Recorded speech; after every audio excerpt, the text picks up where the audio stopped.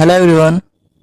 जैसे कि आप देख रहे हो, हम क्लास 11th की केमिस्ट्री के बारे में आज थोड़ा डिस्कस करेंगे बेटा। सिलेबस के बारे में।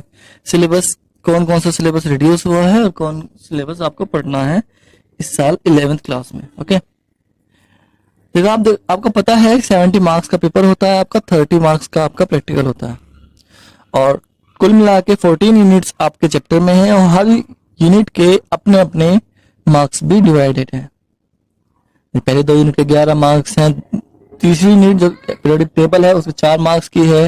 Fourth, fifth, six, seventh 21 marks की है। 8, 9, 10, 11, 16 और 12, 13, 14 18 मार्क्स की है। तो आज आपको सिर्फ ये बताया जाएगा कि बेटा कि आपके सिलेबस में 30% जो एनसीईआरटी ने या सीबीएसई ने जो कोर्स रिड्यूस किया है वो कौन कौन से टॉपिक्स मेनली रिड्यूस किए हैं। तो चैप्टर 1 से, जैसे कि आप देख रहे हो, चैप्टर 1 जो आपका 12 पीरियड्स का है उसमें nature of matter, law of chemical combination, Dalton's atomic theory, concept of elements, atoms and molecules, ये टॉपिक से हटा दिए गए हैं। आपको सीरीज चैप्टर में जनरल इंट्रोडक्शन, केमिस्ट्री की स्कोप एंड इंपॉर्टेंस पढ़नी होगी। एटम एंड मॉलिकुलर मास पढ़ना होगा। मोल कॉन्सेप्ट या molar concept, percentage composition, empirical molecular formula पढ़ना होगा। केमिकल रिएक्शंस पढ़नी होगी और स्टोशियोमेट्री पढ़नी होगी। कैलकुलेशन बेस्ड स्टोशियोमेट्री जो होती है वो पढ़नी होगी आपको। सेकंड चैप्टर की बात करें तो इसमें discovery of electron, proton and neutron, atomic number, isotopes and isobars, Thomson's model and it's limitation, Rutherford model and it's limitation, ये सारी चीजें हटा दी गई हैं। ये आपने, अगर आप ध्यान से देख रहे हो, ये पहला चैप्टर और सेकंड चैप्टर जो है आप 9th क्लास में ऑलरेडी पढ़ चुके हो और ये वही चीजें हैं जो वहां रिपीट होनी थी और यही चीजें आपको हटा दी गई हैं।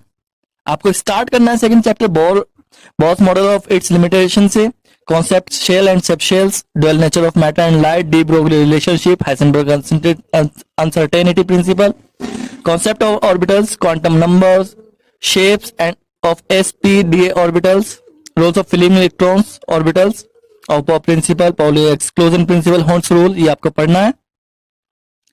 अगर हम थर्ड यूनिट की बात करते हैं बेटा, तो थर्ड यूनिट जो है आपकी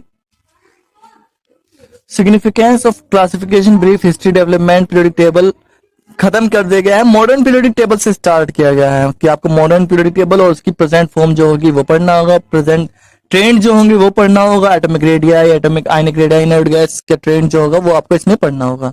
ठीक है ना। फोर्थ चैप्टर आपको ऐसा कैसे ही पढ़ना है, इसमें कुछ भी पार्ट नहीं हटाया गया है। लेकिन फिफ्थ चैप्टर में आपको स्टेट्स ऑफ मैटर में गैसेस एंड लिक्विड आपको पढ़ना था, लेकिन आपको जो लिक्विड पोर्शन है वो सारा का सारा हटा दिया गया है। सिर्फ आपको गैसेस जो पोर्शन है, गैस के बारे में जो पढ़ना है कि आइडियल अवोगाद्रो लॉ जो है, आइडियल बिहेवियर जो है, ideal gas equation, Boyle's law, Charles law, Gay Lussac law, ये सारी चीजें आपको पढ़नी है। केमिकल थर्मोडायनेमिक्स में अगर हम बात करते हैं बेटा, थर्मोडायनेमिक्स में केवल heat capacity and specific heat capacity हटाया गया है और क्राइटेरिया ऑफ इक्विलिब्रियम हटाया गया है। बाकी सब ऐसा का ऐसे ही है। ऐसे ही चैप्टर नंबर 7 यानी यूनिट 7 की बात करते हैं आपकी, तो इसमें Henderson equation, hydrolysis of salt जो एलिमेंट्री आइडिया था वो हटाया गया है। बाकी सब आपको ऐसा का ऐसा ही पढ़ना है। रिडॉक्स रिएक्शन में केवल एक छोटा सा पार्ट हटाया गया है, एप्लीकेशन ऑफ रिडॉक्स रिएक्शन। बाकी सब आपको पढ़ना है। मैं आपको ये सिर्फ इसलिए बता रहा हूं कि बेटा कि क्योंकि आपको ये जो चीजें हैं ध्यान देनी है और आपको अपनी बुक में निशान लगा देना है। ठीक है। यूनिट 9 यानी चैप्टर नंबर 9 जो हाइड्रोजन है उसके बारे में आपको बताऊं तो हाइड्रोजन में पोजीशन ऑफ हाइड्रोजन आपको पढ़ना है, पीरियोडिक टेबल में अकरेंस पढ़ना है, उसके आइसोटॉप्स पढ़ने हैं, लेकिन प्रिपरेशन, प्रॉपर्टीज और यूजेस ऑफ हाइड्रोजन आपको नहीं पढ़ना है।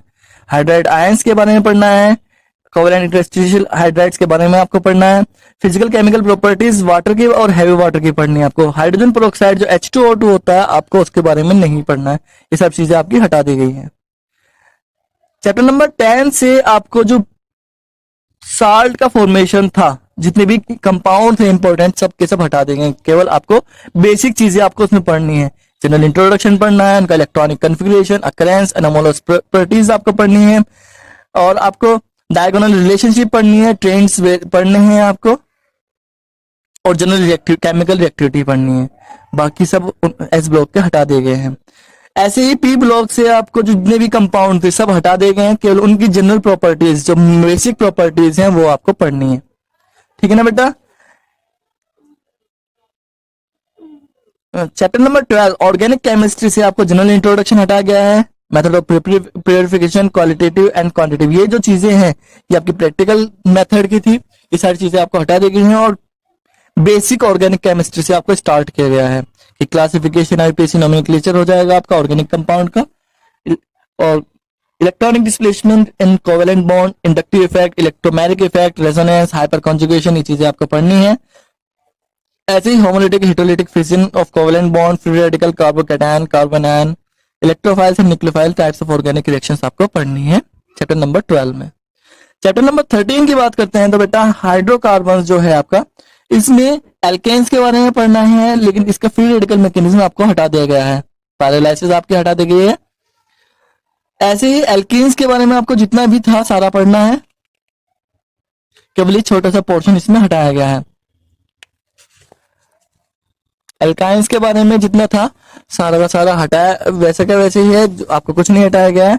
चैप्टर नंबर 14 आपका पूरा हटा दिया गया है, यानी आपको सिलेबस में कुल मिला के 13 चैप्टर पढ़ने हैं और 13 चैप्टर में से भी उसमें बहुत सारा पोर्शन जो ऐसा था, या तो कह लीजिए जो बेसिक था सारा छोड़ दिया गया है, जो थोड़ा डिफरेंट था या फिर आपका हिस्ट्री था उसे हटा दिया गया है।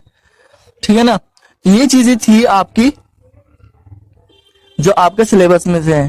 तो आपको बेटा ये जो सारा सिलेबस नोट करना है, अपनी बुक में निशान लगा देने हैं, उसके अकॉर्डिंग ही हम नेक्स्ट क्लास से आपकी पढ़ाई स्टार्ट करेंगे। Thank you.